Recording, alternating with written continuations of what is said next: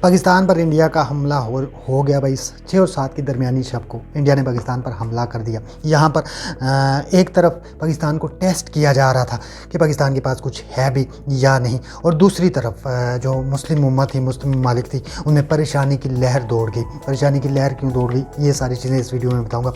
یہاں پر بیک پر امریکہ بھی تھا انڈیا کے، کوئی مانے یا نہ مانے، انڈیا کی پشت پہ کھڑا تھا امریکہ، اور اس کے علاوہ جو ہے ساتھ میں اسرائیل مکمل طور پر سپورٹ کر رہا تھا۔ اسرائیلی پائلٹس بھی انڈیا پہ تھے، آرمی کے آفیشلز بھی انڈیا میں تھے، لیکن مسلم دنیا کی نظریں پاکستان پر تھی، چائنا کی نظر پاکستان پر تھی، کیونکہ یہاں پر چائنا کا بھی امتحان شروع ہو رہا تھا، چائنا کا اسلحہ ٹیسٹ ہونا تھا اس جنگ میں۔ مسلم دنیا میں اس لیے ایک پریشانی کی لہر تھی کہ مسلم دنیا یہ سمجھتی ہے کہ پاکستان اسلام کا قلعہ ہے، سمجھتی نہیں ہے بلکہ ہے۔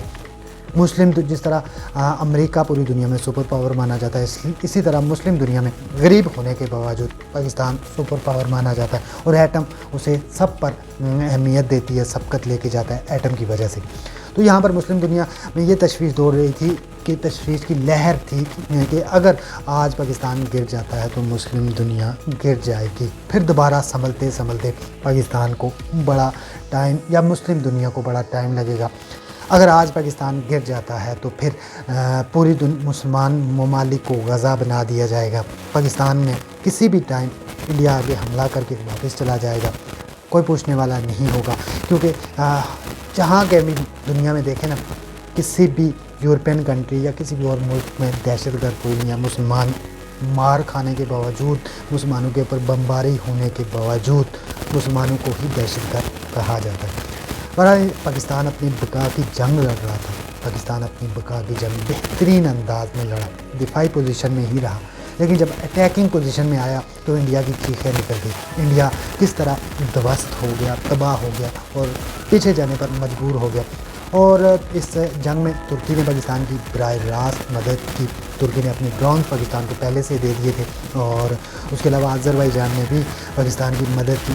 ترکی کی نیوی پاکستانی نیوی کے ساتھ کھڑی تھی، اور یہ ترکی پر بھی ہمارے دوستانہ تعلقات کے علاوہ ترکی پر بھی احسانات ہیں۔ چائنا ہماری بیک پہ کھڑا ہے، چائنا پر بھی پاکستان کے احسانات ہیں، اس لیے وہ ابھی تک نبھا رہا ہے۔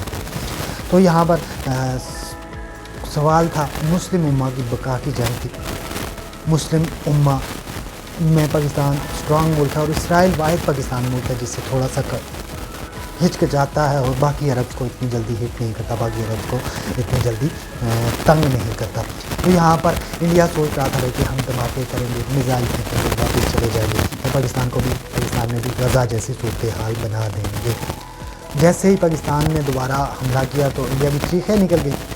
انڈیا کی چیخیں نکلنے کے بعد انہوں نے ٹرمپ کو کال کی، جنگ بندی کروائی۔ بہرحال اس کے بعد مسلم ممالک نے، پاکستان میں ہی نہیں، جہاں میں پاکستانی تھے، پاکستانیوں نے ہی نہیں بلکہ جو بھی مسلم ملک ہیں وہاں کے رہنے والی عوام نے خوشی منائی، جشن منایا۔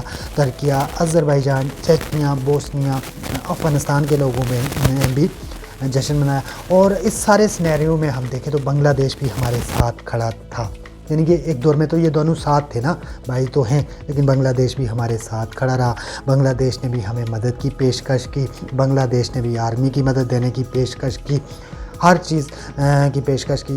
3 ملک سامنے آ کر پاکستان کے ساتھ ڈٹ کر کھڑے رہے، جو مسلم ملک ہیں۔ چائنا تو کھڑا رہا، اس میں کوئی شک نہیں ہے، لیکن جو مسلم ملک ہیں ان میں 3 ملک کھڑے رہے۔ ویڈیو آپ کو کیسی لگی کمنٹ میں ضرور بتائیے گا۔